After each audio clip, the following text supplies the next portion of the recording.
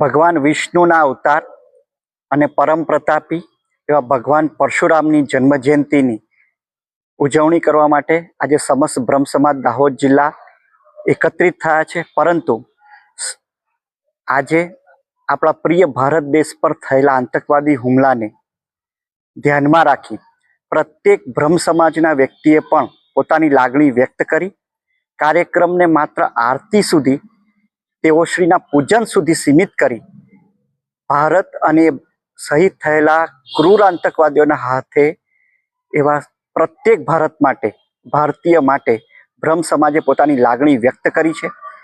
2 મિનિટનું મૌન પાળ્યા પછી પ્રત્યેક વર્ષે થતી શોભાયાત્રા ને જમણવારના કાર્યક્રમને ટૂંકમાં સીમિતી લઈ માત્ર ભગવાનનું પૂજન અને આરતીનો આજનો આ કાર્યક્રમ રાખી માત્ર અર્ચન સ્વરૂપના કાર્યક્રમને સૌ ઉજવે છે. અને તેમના થકી એક જ સંદેશ છે કે બસ વિશ્વમાં શાંતિ રહે અને આપણા ભારતની પ્રતિષ્ઠા અને સન્માન વધારે ને વધારે ઉજળું બને. જમદગ્નિ વિદ્યમય મહાદેવાય ધીમે તન્નો વીર પ્રચોદયાત.